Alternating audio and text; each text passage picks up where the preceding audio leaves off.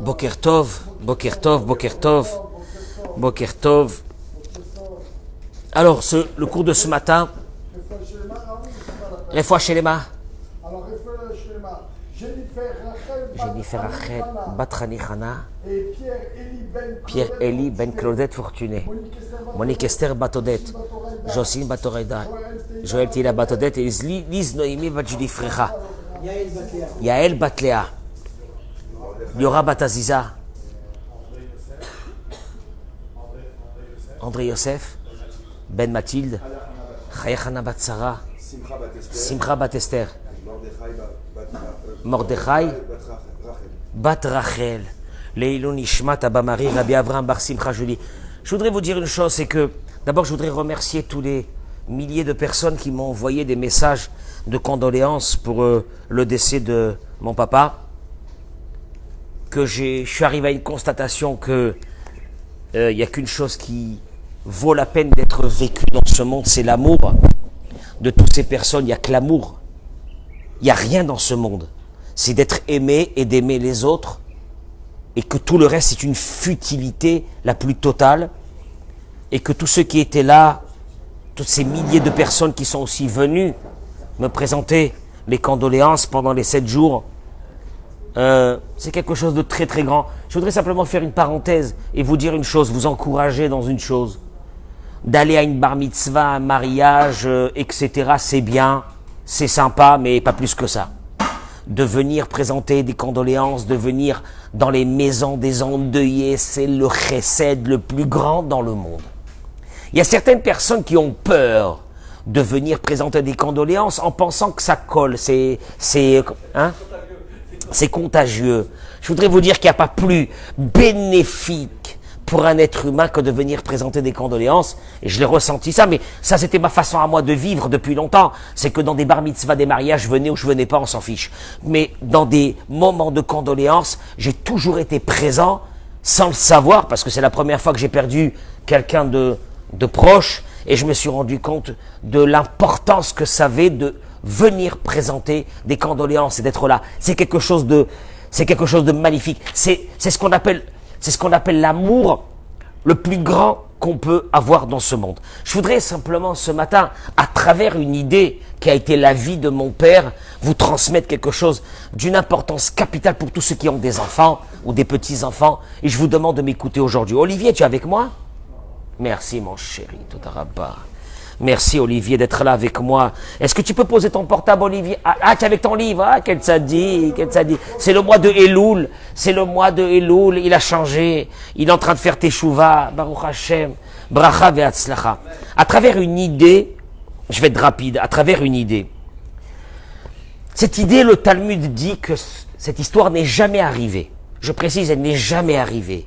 Mais elle est là pour nous enseigner un des fondamentaux de ce qu'on appelle l'éducation. Mais pas seulement l'éducation, moi j'aurais dit de façon plus large, la communication avec les autres. Quand tu es là bloqué avec un problème que tu parles, tu expliques, tu argumentes, tu dis et on t'écoute pas. Ça peut être un mariage, un homme avec une femme, ça peut être des enfants, ça peut être l'éducation des enfants, et tu dis je comprends pas, on ne m'écoute pas. Je parle, on ne m'écoute pas. Écoute pas. Ah, je comprends pas. Et pourtant j'ai crié, comme la chanson. Et il a crié, t'as crié, ça sert à rien. Pourquoi ça sert à rien? Qu'est-ce qui se passe? Mayesh. Qui est les ish? La Torah nous dit bracha vatzlacha, j'attends que nos amis se connectent. Partagez-moi ce cours. Qui est les ish ben sorer ou moré? La Torah nous parle d'une histoire abracadabrante, d'un homme et une femme qui ont un fils qui s'écarte et qui se rebelle, qui n'écoute ni la voix de son père, ni la voix de sa mère, et qui le punissent, mais qui ne les écoute pas. Alors, le saisiront son père et sa mère et le feront sortir vers les anciens de la ville. Vers Amérou, ils diront, notre fils s'écarte et se rebelle, il n'écoute pas notre voix, c'est un glouton et un buveur. Je m'arrête ici, c'est quoi ça? On est face à quelqu'un, un enfant qui est dans des addictions. Et on lui dit, il ne nous écoute pas. Un enfant qui est dans les plaisirs. Alors, à l'époque, c'était quoi? Glouton, c'était quoi? Un enfant qui mange de la viande et qui boit du vin. C'est un truc bizarre. Maintenant, quel âge il a cet enfant? Si vous regardez la Gemara dans Sanhedrin, quel âge il a cet enfant? Quel âge il a? 13 ans. Entre 13 ans et 13 ans et 3 mois. C'est le début. C'est le début de ce qu'on appelle un adulte. 13 ans et 3 mois. Il n'y a pas sur la fille, hein, il n'y a que sur le garçon. L'adolescence. Et ils vont vous dire, alors, la Torah nous dit, c'est horrible, c'est horrible. Ils le lapideront, tous les gens de sa ville, avec des pierres et il mourra.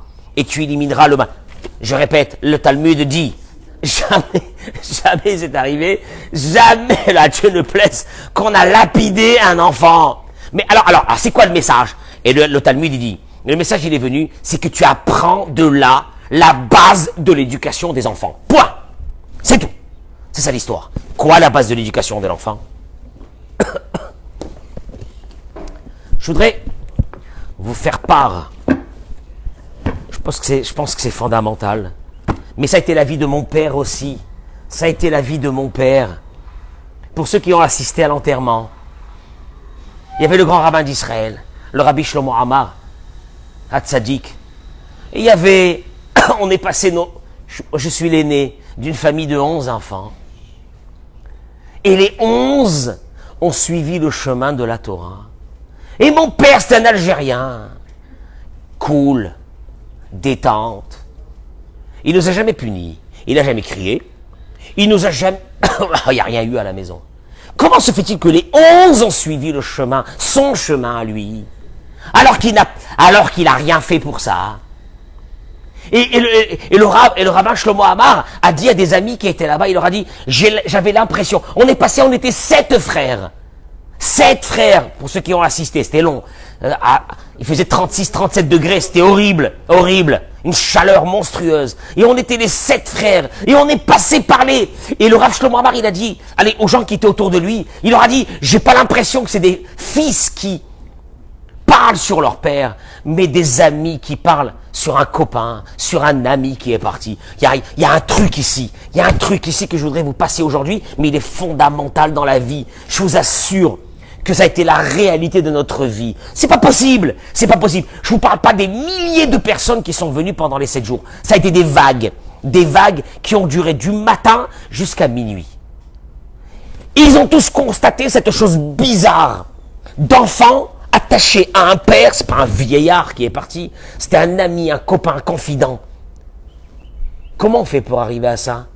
Alors que mon père, c'était un Français. Comment on arrive à ça? Que le chemin qu'il a voulu, on l'a suivi. Quoi? Ah ben c'est ça la réussite d'une vie.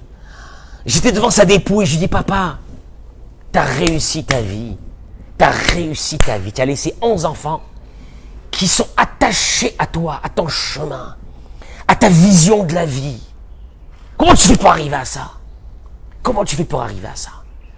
Et je vous répète, ça a été un copain. Ça n'a pas été un père, ça a été un copain, ça a été un ami, ça a été quelqu'un qu'on appelait tous les jours pour poser. Moi, je suis grand-père et je l'appelais tout le temps pour lui demander des conseils. Qu'est-ce que je fais pour ça et qu'est-ce que je fais pour ça? Mais comment tu arrives à ça?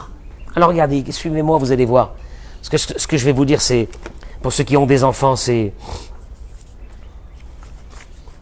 Le Rav Reuven Karlinstein, dans son livre, il dit la chose suivante. Cet enfant, il n'a rien fait de mal pour l'instant. Il boit, et il mange de la viande. Ah, il y a un appétit, un bon appétit. Qu'est-ce qu'il y a? Qu'est-ce qu'on lui fait? C'est vrai que la Gemara dit que Yarda Torah les sauve d'Arto. La Torah, Dieu. Te dit, regarde, je te demande de regarder cet enfant sur sa finalité. Quelle finalité? Alors le Rashi ramène que, en étant dans cette addiction, un jour, maintenant il vole de ses parents pour manger, boire, etc. C'est pas une histoire qui a existé, hein. C'est une idée ici. Un jour, il se mettra dans les carrefours des chemins et il tuera les personnes pour continuer à assouvir ses besoins. Nous on appelle ça aujourd'hui, on a un mot moderne qui s'appelle quoi? addicts. Des addictions. Les addictions. Mais il te dit, le Rav Reuven Karlstein te dit, c'est quand même malsain. Ce garçon, pour l'instant, il n'est pas en train de tuer. Qu'est-ce qu'il fait? Il mange. Je veux dire, il n'a pas commis des crimes. Quoi, il mérite de mourir. Qu'est-ce qu'il y a? Il ramène de la part de Rav Eliyahu Lopian une chose que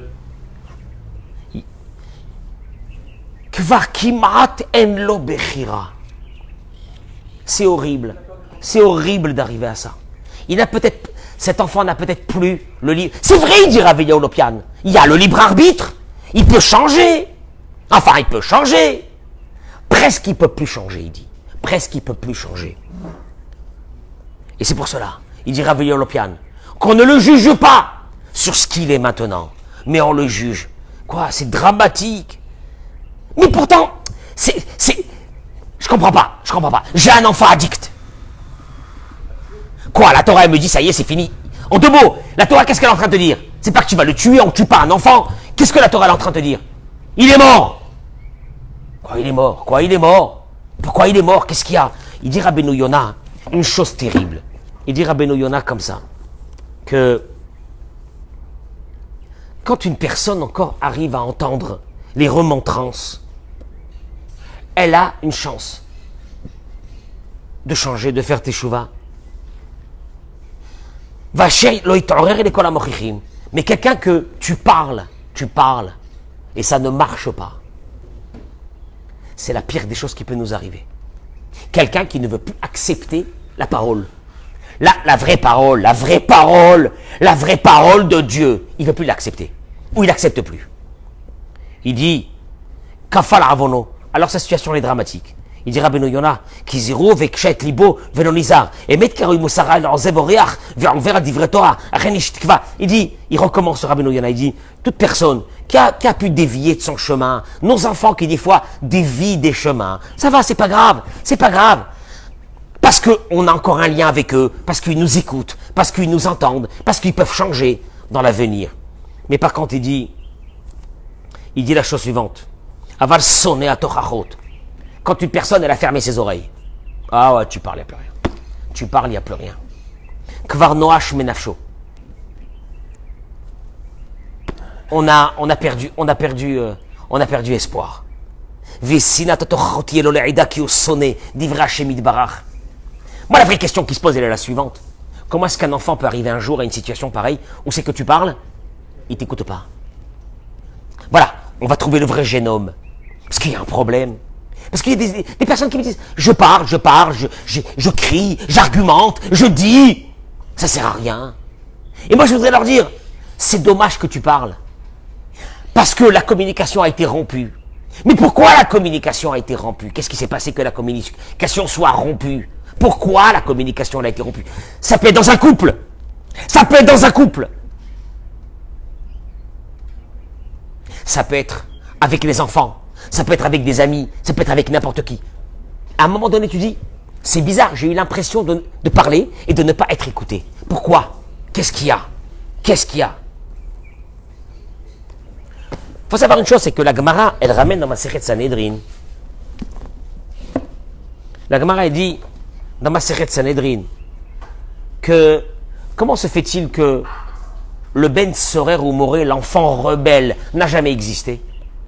Et la Gemara dit, Ravi Yehuda Omer, Im lo haïta imo shavale aviv, si la mère d'un garçon n'était pas comparable à son père, dans la voix, dans l'apparence ou dans la taille, il ne peut pas devenir Ben Sorer ou Moré. Aïn Aleph. Traduction des mots. Nos sages y viennent étudier une chose. Si, dans le couple, il n'y a pas une symétrie entre le père et la mère, on ne peut pas accuser l'enfant de ne pas nous entendre. Tu comprends? Il y a des blocages. Il peut pas. Tu sais pourquoi? Parce que la mère, elle est dans son rêve. Le père, il est dans je sais pas quoi. Ou bien le père, il va crier. Et la mère, elle va se taire. Ou bien c'est la mère qui est rigoureuse. Et le père, il est cool. Tu comprends pas une chose. Avant d'arriver à faire passer un message, il faut qu'il y ait une cohésion dans la voix. Si la voix, elle n'était pas la même, eh ben l'enfant, tu peux rien lui faire. Ah, mais c'est devenu un fou. On s'en fiche, on ne peut rien lui faire. Tu sais pourquoi? Il n'est pas responsable. Parce que tu sais qui c'est qui est responsable? Ce sont ses parents. Et là, je voudrais juste rapporter quelques paroles du Rav. Le Rav, il nous dit une chose. Écoutez-moi bien. Le Rav, il nous dit que Tsarich Lada'at, vous devez savoir une chose. Il dit le Rav, c'est fondamental. Pour être écouté, il faut être aimé. Pour être écouté, il faut être aimé.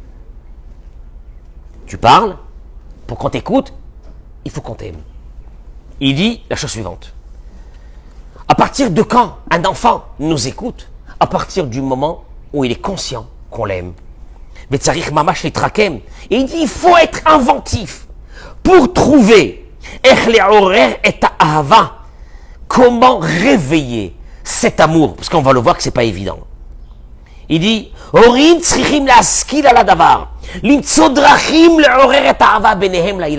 il faut trouver un chemin. Ouais. Il y en a qui m'a dit moi je peux pas. Moi j'ai vécu à la dure avec mon père. Alors je t'explique. Si tu veux reproduire à la dure de ton père, tu vas te casser la figure. Dommage. Mais pas que tu vas te casser la figure. Je te promets que tu réussiras jamais. À la dure. À la dure. Moi je suis un père. Moi je suis un père. À la dure. Essaye et tu verras si ça marchera. Et alors il y a certains qui nous verront à nous qu'on est cool avec nos enfants. Qu'est-ce qu'ils diront? Ah, il est trop cool. Il n'est pas trop cool. Il est en train de tisser d'abord un lien d'amour avec cet enfant. Et vous allez le voir tout de suite. Il dit, il y a certains parents qui diront, mais je comprends pas qu'est-ce qu'il est en train de dire. Mais voyons, j'aime mes enfants, moi. Est-ce que j'aime pas mes... Dis-moi, t'as trouvé quelqu'un qui va te dire, j'aime pas mes enfants? Mais bien sûr que tout le monde aime ses enfants. Mais il dit, Yeshtaout batfissa. Il y a une erreur qui est fondamentale. Que ces personnes pensent que l'amour qu'ils ont dans le cœur vis-à-vis de l'autre, l'autre le ressent. Je le dirais la même chose. Un homme qui ne sait pas dire à sa femme qu'il aime, la femme ne sait pas qu'il aime. Une femme qui a jamais dit à son mari qu'elle aime, à part quand elle appelle son mari, c'est pour lui dire va me faire les courses, mais elle lui parle pas pour autre chose, elle lui dit pas qu'elle aime, le mari ne saura pas que sa femme l'aime. Les enfants qui n'ont pas écouté des marques et des mots d'amour de la part de leurs parents, les enfants ne sauront pas que les parents les aiment. C'est quoi cette histoire? Ça veut dire quoi ça? Mais c'est pas vrai, mais quoi, enfin voyons, mais moi j'ai toujours aimé mes enfants. Ah bon? Donc quoi tu as aimé tes enfants? Comment tu as aimé tes... Tu leur as montré, tu leur as dit que tu les aimais? Tu leur as montré des marques d'amour que tu les aimais, oui ou non? Et là il dit une chose. Parce que s'il n'y a pas cet amour, on va développer. Mais s'il n'y a pas cet amour, eh bien il dit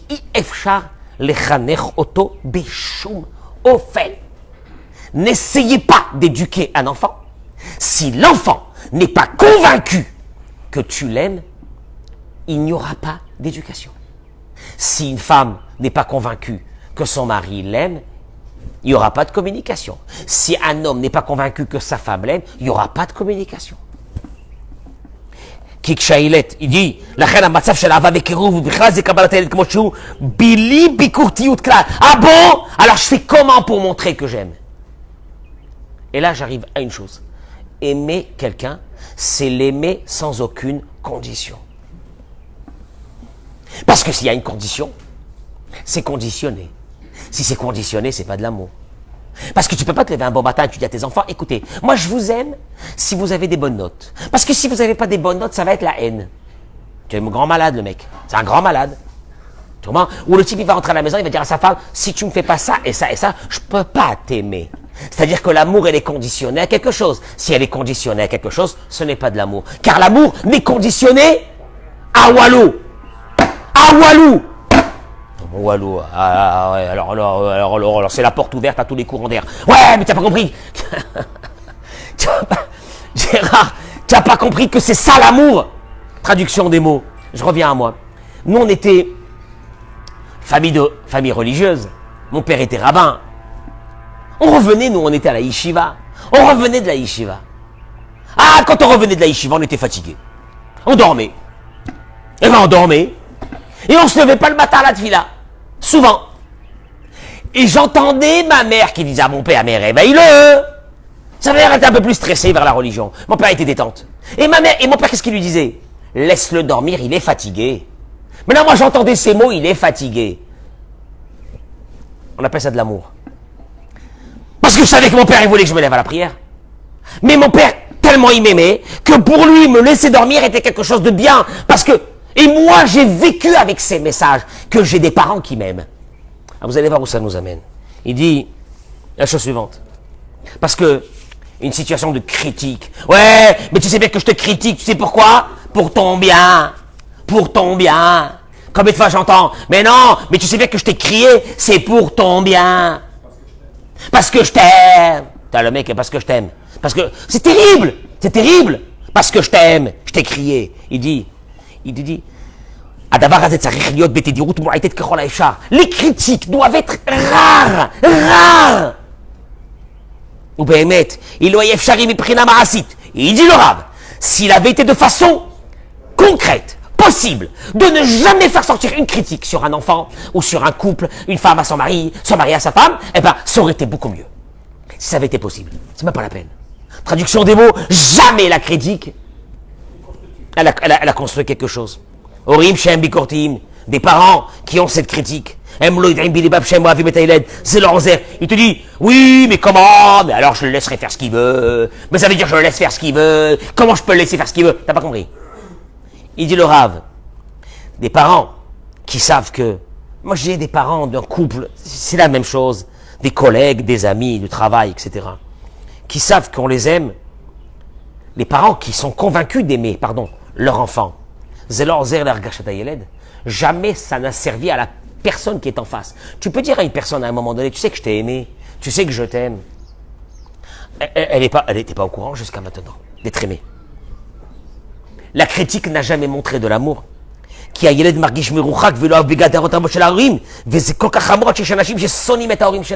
dit, malheureusement, sachez une chose, les parents qui ont critiqué, parce qu'ils étaient sûrs.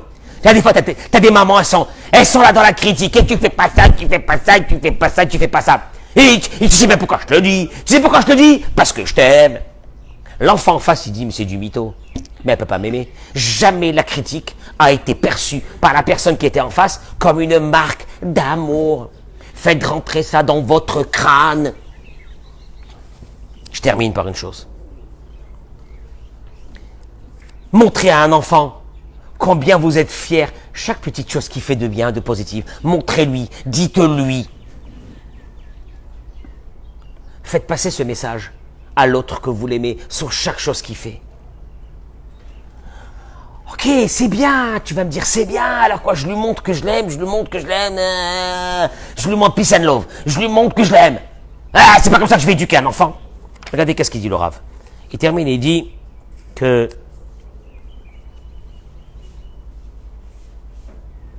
un parent qui ne sait pas exprimer son amour, mais qu'il exprime que sa critique, il vaut mieux qu'il se taise et qu'il ne fasse rien.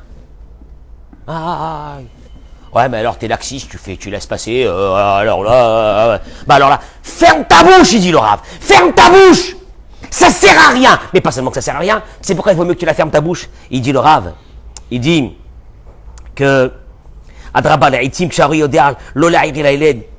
moi je l'ai vu, combien de fois j'ai fait des bêtises, combien de fois j'ai fait des erreurs dans ma vie, jamais, et je savais que mon père était au courant, jamais, mais jamais.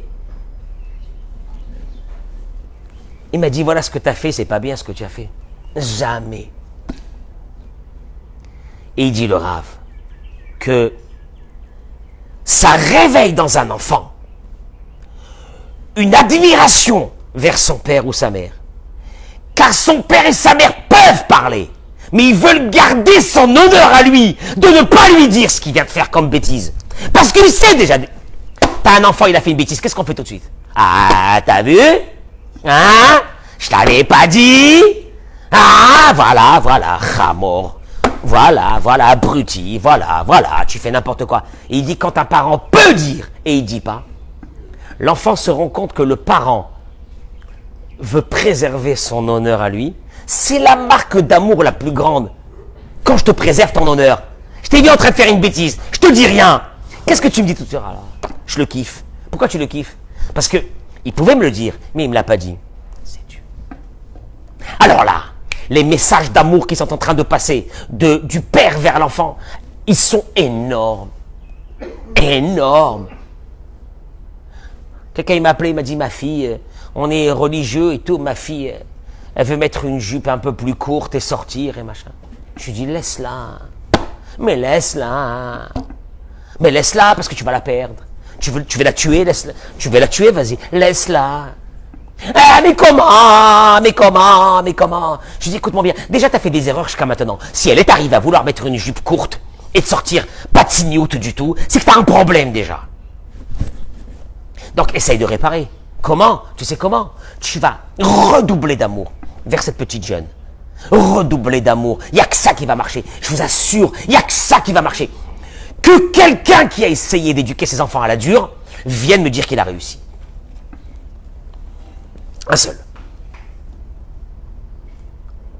Mais il dit, parce qu'un enfant qui est aimé et qui sait qu'il est aimé, on a été aimé par notre père sans condition. On a fait des bêtises, pas des bêtises. On était bien, moins bien. On avait réussi l'année, on n'avait pas réussi l'année. Mon père, le même amour, les mêmes cadeaux, les mêmes paroles, les moments qui passent. Ah, c'est exagéré. Enfin bon, moi, ça veut rien dire. Ça veut rien dire tout ça. Ouais. On a une chose de notre père, c'est qu'on a été aimé par lui. Aimé totalement, sans condition. T'aimes pas ton mari avec des conditions. T'aimes pas ta femme avec des conditions. Tu sais aimer ou tu sais pas aimer. Et aimer, c'est sans condition. Il termine et dit que Adam, chez Ubari Benafsho, parce qu'un enfant qui est aimé, une femme qui est aimée, un mari qui est aimé, c'est quelqu'un qui est Bari Benafsho. Comment on dit Bari Benafsho? Briout. Il est sain. Il est sain dans son âme. Il est fort. Il est solide. Il a toutes les forces du monde. Tu sais pourquoi? À partir de quel moment, Richard, on est fort? Quand on sait qu'on est aimé. C'est tout. Yelek Chelopagrobo, il dit le Rav, un enfant qu'on a aimé. Mais on a vraiment aimé. On lui a montré que de l'amour. Bari Benafsho, il est fort dans son âme. Yelek Chepagorbo, un enfant qu'on a détérioré, Cholé Veneche Benafsho. C'est un handicapé dans son âme pour le restant de ses jours. Mahadif, il dit qu'est-ce qui est mieux? Peut-être que l'enfant qui a été aimé n'a pas reçu une éducation stricte. Mais il dit le Rav, c'est possible qu'il n'aura pas une éducation stricte. C'est possible qu'il ne sera pas médecin ou dentiste ou avocat. C'est possible. Mais il aura au moins la vie. Tu me suis? Alors que quelqu'un qu'on a massacré pour l'amener à ce qu'on voulait, il aura fait des études, mais ce sera un zombie, pas un être vivant. Ce sera un zombie, il ne saura pas aimer sa femme, elle ne saura pas aimer son mari, elle ne saura pas aimer son mari. Il y a des gens aujourd'hui qui ne savent pas aimer. Et que tous ceux qui sont autour d'eux sont dans une carence de cet amour. Tu sais pourquoi? C'est pas de leur faute, ils n'ont pas été aimés. Ils ne savent pas ce que c'est. Être aimé sans condition. Notre Père nous a inculqué cette chose. C'est que, c'est terrible ce que je vais dire maintenant, c'est que des fois quand on a voulu faire des bêtises,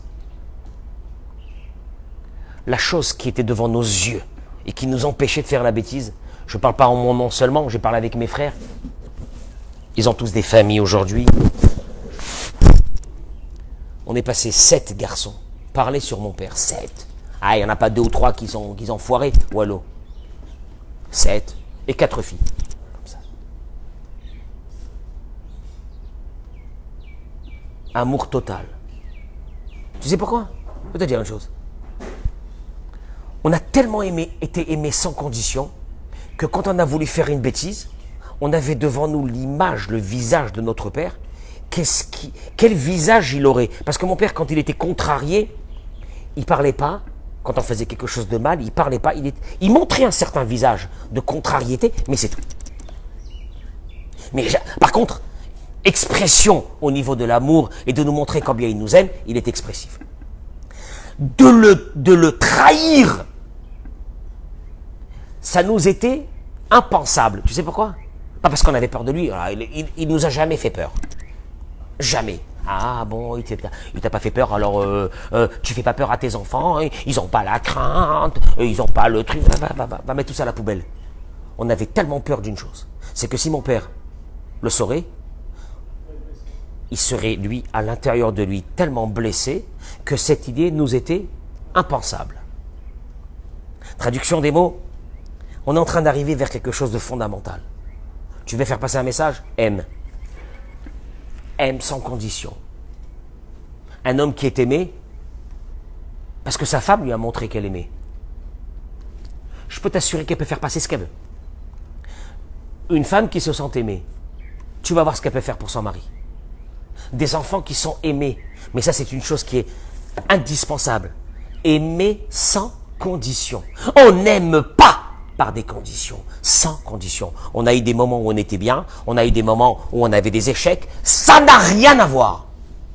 Il faut dispenser de l'amour sans arrêt.